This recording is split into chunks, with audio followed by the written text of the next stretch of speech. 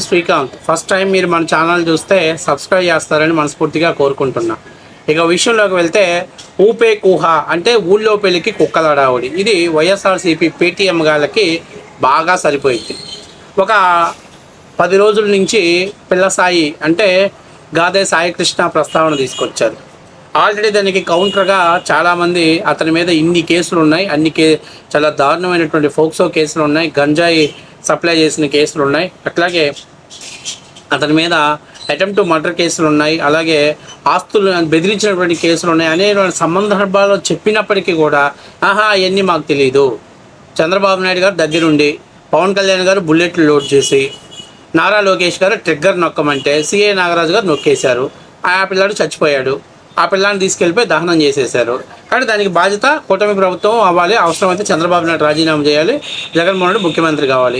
ఇది ఒక్క సిద్ధాంతంతో అతనికి ఒక కులాన్ని అంటగట్టేసి ఒక 10 రోజుల నుంచి సోషల్ మీడియాలో పెద్ద ఎత్తున చక్కర్లు కొడుతున్నాయి.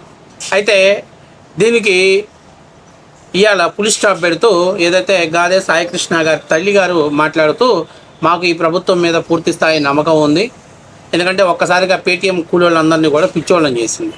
ఒకసారి ఆమె ఏం మాట్లాడుతుందో చూసి ఆ వీడియోకి మనం ఇందులో కొన్ని కామెంట్స్ వచ్చినాయి, వాటి గురించి మనం కూడా ప్రస్తావిద్దాం. అందులో ముందు వాళ్ళ తల్లి గారు ఏం మాట్లాడుతున్నారో చూద్దాం. చంద్రబాబు గారిని కలవాలనుకున్నాను, సీఎం గారిని కలిశాను. నాకు తగ్గ న్యాయం చేశారు ఆయన. నా బిడ్డ కేసులో నాకు సాయం చేస్తానన్నారు, నాకు తగ్గ న్యాయం చేశారు. నేను అదే చాలు అనుకుంటున్నా. నా పిల్లోడి గురించి నాకు న్యాయం చేశారు. నీకు న్యాయం చేస్తానమ్మా అన్నారు, నాకు న్యాయం చేశారు అయ్యా. అది సీఎం గారు కలిసారమ్మా, ఏమన్నారమ్మా? మా బాబు కేసులో నాకు సాయం చేస్తానన్నారు. నీకు ఏ సాయం కావాలన్నా నేను చేస్తానమ్మా, నా దగ్గరికి రా నువ్వు అని చెప్పి నాకు భరోసా ఇచ్చారు అయ్యా. నాకు అది చాలు. నేను ఇందాక 2 రోజుల నుంచి నేను కలవాలనుకుంటున్నా. ఈరోజు ఇంతకన్నా నేను మాట్లాడలేను నాన్న, నాకు ఒంట్లో బాగోను అయ్యా. అదే ఇప్పుడు క్లియర్ కట్గా చెప్పేశారు. మీకు ఈ కేసు పరంగా మీకు ఏదైనా న్యాయం కావాలంటే న్యాయం చేస్తామమ్మా అని చెప్తారు. అయితే ఇప్పుడు వైసీపీ వాళ్ళు కొత్తగా ఒక పాయింట్ రైజ్ చేస్తున్నారు. నుంచి వైసీపీ పేటీఎం గారు ఒక విషయం రైజ్ చేస్తున్నారు. ఆ విషయం ఏంటి అయ్యానంటే, అదే నిన్నటిదాకా గాదే సాయికృష్ణ గారి మీద 25 కేసులు ఉన్నాయని మీరే, 25 ఏళ్లలో 23 కేసులు ఉన్నాయని మీరే చెప్పారు. మరి ఈరోజు వాళ్ళ తల్లిని మీరు ఎలా కలిశారు అని చెప్పేసి అంటున్నారు. గాదే సాయికృష్ణ మీద కేసులు ఉన్నాయి, వాళ్ళ తల్లి మీద లేవు. ఒక తల్లి తన బిడ్డని మిస్సింగ్ డెత్గా ఉంది, దాని మీద మాకు న్యాయం చేయమని అడిగినప్పుడు అతను రౌడీ షీటర్ కావచ్చు, ఇంకోటి కావచ్చు.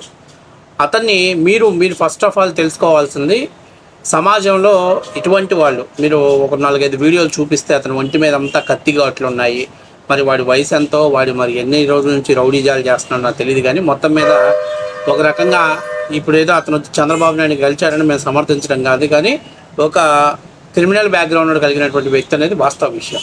అయితే ఇక్కడ వైసీపీ లాంటి వాళ్ళు కేవలం రాజకీయ లబ్ధి కోసం, ఓట్ల కోసం ఈరోజు క్రిమినల్స్కి ఏది జరిగినా కూడా రేపటి నుంచి జగన్మోహన్ రెడ్డి గారు అదే పనిగా పట్టుకుంటాడు.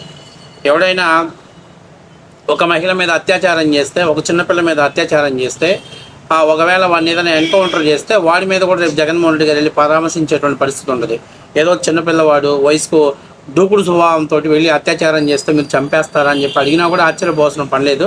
ఆ స్టేజ్కి కూడా వచ్చేస్తాడు జగన్మోహన్ రెడ్డి. ఒక 2-3 రోజుల తర్వాత ఇంకా నెక్స్ట్ ఎపిసోడ్ అదే. ఎందుకంటే వాళ్ళకి మెయిన్ ఎజెండా శవం దొరికితే చాలు చిల్లర రాజకీయం చేయడం మొదలుపెట్టేశారు.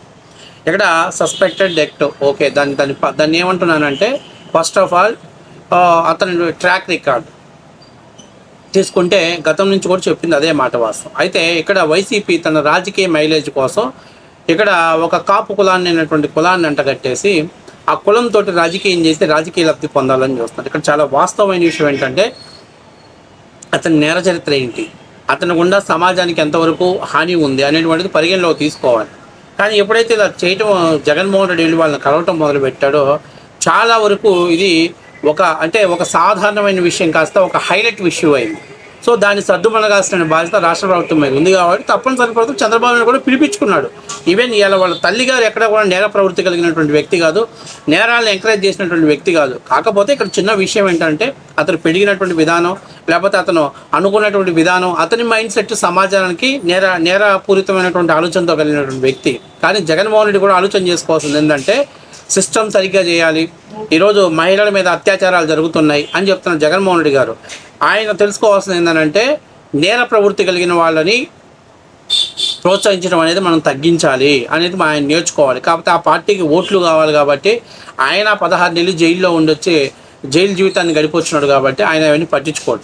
సో ఇప్పుడు ఈ పరిస్థితిలో చంద్రబాబు నాయుడు గారు చెప్పారు, ఓకే ఇన్కేస్ ఆఫ్ మీరు ఏదైనా అనుమానాలు ఉన్నాయి వాటన్నిటి మేము నివృత్తి చేస్తాం, మీకోసం ఒక దర్యాప్తు కమిషన్ వేస్తున్నాను, వారి రిపోర్ట్ వచ్చిన తర్వాత చట్టపరమైనటువంటి చర్యలు తీసుకుంటాం. ఇక్కడ నేరస్తుడైనా దొంగ అయినా ఒక మానవ హక్కుల అనేవి ఒక రూల్స్ ఉంటాయి, ఆ రూల్స్ని అతిక్రమించాడు అయితే అది చాలా దారుణమైన విషయం. ఇప్పుడు మీరు గతంలో తీసుకున్నట్లయితే తెలంగాణలో ఒక మహిళ మీద అత్యాచారం చేస్తే వాళ్ళని కాల్చి చంపేశారు.